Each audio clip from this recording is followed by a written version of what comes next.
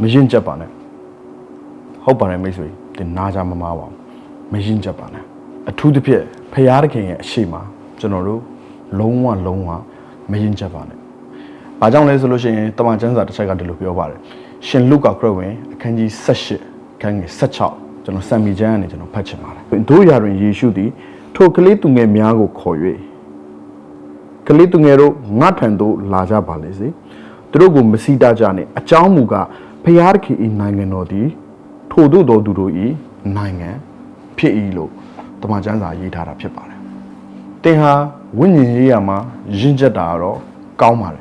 ဒါပေမဲ့ဖရာသခင်ရဲ့အရှိမတော့ကျွန်တော်တို့ကယဉ်ကျက်တဲ့သူတယောက်ကဲ့သို့လူကြီးတယောက်ကဲ့သို့မဟုတ်ဘဲနဲ့ကလေးသူငယ်တယောက်ကဲ့သို့ဖရာသခင်ရဲ့အထံကိုကျွန်တော်တို့တိုးဝင်တတ်တဲ့သူတွေဖြစ်ဖို့တိတ်ကိုအရေးကြီးတာဖြစ်ပါတယ်ဖရာသခင်ဟာသူ့နာကိုကလေးတယောက်ကဲ့သို့တော့ယုံကြည်ခြင်းတနည်းအားဖြင့် childlike faith အဲ့လိုမျိုးယုံကြည်ခြင်းနဲ့သူ့ရဲ့ထံကိုတိုးဝင်တာကိုနှစ်သက်တဲ့ဖရာသခင်ဖြစ်ပါတယ်အားလုံးပဲမင်္ဂလာပါကျွန်တော်နာမည်ကျွန်တော်တန်ရေးပါ New Revelation Transforming Life မိတ်ဆွေတင်စဉ်းစားကြည့်ပါကလေးတွေဟာဘလောက်တောင်မှသူတို့ဖြူစင်တယ်လဲဆိုလို့ရှိရင်တင်ပြောသမျှကိုသူတို့ကယုံတယ်ဆိုပါစို့တင်ရကုံနိုင်ခဏသွားတယ်နော်ပြန်လာလို့ရှင်နော်ဒီကလေးတို့နော်မင်းတို့ငါစပိုက်ဒါမန်ကဝယ်လာပေးမယ်လို့ပြောလို့ရှိရင်ဒီကလေးတွေကဘာဖြစ်လဲဆိုရင်အရင်ရင်ခုန်တယ်အရင်စိတ်လှုပ်ရှားတယ်သူတို့အတွေးထဲမှာဟာဒါရုပ်ရှင်တဲ့ဟာကြီးပဲလက်တွေ့လောကမှာဖြစ်နိုင်မှာမလားမဖြစ်နိုင်ဘူးလားဆိုတာသူတို့မတွေးဘူးသူတို့ကဘာလုပ်လဲဆိုလို့ရှိရင်ဖြူစင်တဲ့အတွက်ကြောင့်မလို့သူတို့အတွေးထဲမှာဘာပဲရှိလဲဆိုရင်တင်ပြန်လာမယ်မကြခင်မှာ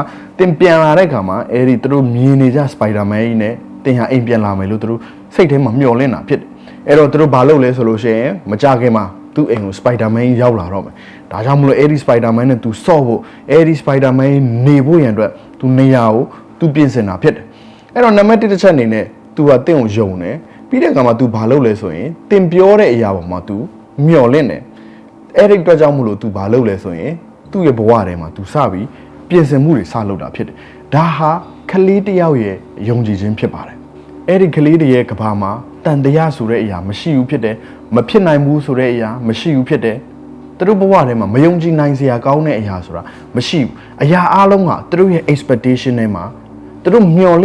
င့်တဲ့လောက်ဖြစ်နိုင်တယ်ဆိုတော့ယုံကြည်ခြင်းမျိုးပဲသူတို့ထဲမှာရှိတာဖြစ်ပါတယ်သူတို့ကိုလူကြီးတစ်စုံတစ်ယောက်ကပြောပြထားတဲ့အရာမှန်သမျှဟာသူတို့ဘဝထဲမှာဖြစ်လာနိုင်တယ်ဆိုတဲ့အရာကိုပဲသူတို့ဟာယုံကြည်ထားတဲ့သူတွေဖြစ်ပါတယ်အဲ့တော့အဲ့ဒီလူကြီးတွေပြောတဲ့အရာကိုသူတို့ကယုံကြည်တယ်ဒါပေမဲ့ယုံကြည်ယုံမဟုတ်သေးဘူးသူတို့ဟာအဲ့ဒီအရာသူတို့ဘဝမှာဖြစ်လာမယ်လို့သူတို့ကမျှော်လင့်ထားတဲ့အတိုင်းပဲလူကြီးတွေဘာပြောွားလဲဘာဂတိပေးထားလဲအဲ့ဒီအရာကိုသူတို့ဟာစပြီးသူတို့ပြင်ဆင်တဲ့သူတွေဖြစ်ပါတယ်ဒါကြောင့်မလို့ယေရှုခရစ်တော်ဟာကလေးသူငယ်တွေရဲ့ယုံကြည်ခြင်းကိုအင်မတန်မှနှစ်သက်တာဖြစ်ပါတယ်ဖခင်သခင်ရဲ့နိုင်ငံတော်ဟာစိတ်နှခွရှိတဲ့လူတွေ double minded ဖြစ်နေတဲ့သူတွေသူတို့တော့မဟုတ်ဘူးဖြစ်တယ်ဘယ်လိုလူမျိုးတွေလဲဆိုလို့ရှိရင်ကလေးသူငယ်ကဲ့သို့ယုံကြည်ခြင်းရှိတဲ့သူတွေအတွက်ပဲဖြစ်ပါတယ်ဒါကြောင့်မလို့မိတ်ဆွေတင်ဟာဖခင်သခင်ပြောသမျှကိုနံပါတ်1ယုံကြည်တော်သူအဲ့ဒီအရာကိုတင်ဟာမျှော်လင့်တော်သူအဲ့ဒီအရာနဲ့ပတ်သက်ပြီးတင်ဟာပြင်ဆင်တော်သူဖြစ်ဖို့တိတ်ကိုအရေးကြီးတာဖြစ်ပါတယ်တခါတလေမှာကျွန်တော်တို့ကဝိညာဉ်ရေးရာအရာတွေကိုလောကအရာတွေကဲတော့ဟာဒီအရာကြီးကအဓိပ္ပာယ်လည်းမရှိဘူးမိတ်ဆွေဝိညာဉ်ရေးရာအရာဟာ make sense ဖြစ်စရာမလိုဘူးအဓိပ္ပာယ်ရှိစရာမလိုဘူးဖြစ်ပါတယ်ယုံကြည်ခြင်းရှိဖို့တခုတည်းသာလိုအပ်တာဖြစ်ပါတယ်ဒါကြောင့်မလို့ဒီနေ့မှာသင်အဓိပ္ပာယ်ရှိရလို့ခံစားရလားအဓိပ္ပာယ်မရှိဘူးလို့ခံစားရလားဖြစ်နိုင်ပါမလားလို့ခံစားရတယ်သင်ရဲ့ခံစားချက်တွေကိုခဏလေးဘေးဖယ်လိုက်ပါတခါလီမှာကျွန်တော်တို့ကတိတ်ကိုခံစားချက်နဲ့တွာလာတတ်ပြီဆိုလို့ရှိရင်ဖခင်သခင်ရဲ့အထံတော်ကိုကျွန်တော်တို့တိုးဝင်မှုရင်အတွက်အင်မတန်ခက်ခဲနေမှာဖြစ်ပါတယ်ဒါကြောင့်မလို့မိတ်ဆွေဒီနေ့မှာဖခင်သခင်ရဲ့စကားအပေါ်မှာတင်တန်တရားမရှိပါနဲ့တန်တရားနဲ့ဖခင်စကားကိုမတုံ့ပြန်ပါနဲ့ယုံကြည်ခြင်းနဲ့ပဲတင်တုံ့ပြန်ပါဒါဆိုလို့ရှိရင်တင်ဘဝအသက်တာထဲမှာကြီးမားတဲ့အပြောင်းလဲတွေကိုတင်မြင်လာရမှာဖြစ်တယ်ဒါကြောင့်မလို့မိတ်ဆွေတင်ဟာဒီနေ့မှာကလေးသူငယ်ကဲ့သို့ယုံကြည်ခြင်းရှိတယ်ဆိုရင်တင်ဟာယေရှုရဲ့အနီးဆုံးမှာနေရတော်သူဖြစ်လိမ့်မယ်ဒါကြောင့်ယေရှုကပြောတယ်လေသူငယ်တို့ငါထံလာပါစေတနည်းအားဖြင့်ယေရှုကအဝေးမှနေရတာမကြိုက်ဘူးဖြစ်တယ်ယုံကြည်ခြင်းရှိတဲ့သူနဲ့ယေရှုကအဝေးမှမနေခြင်းဘူး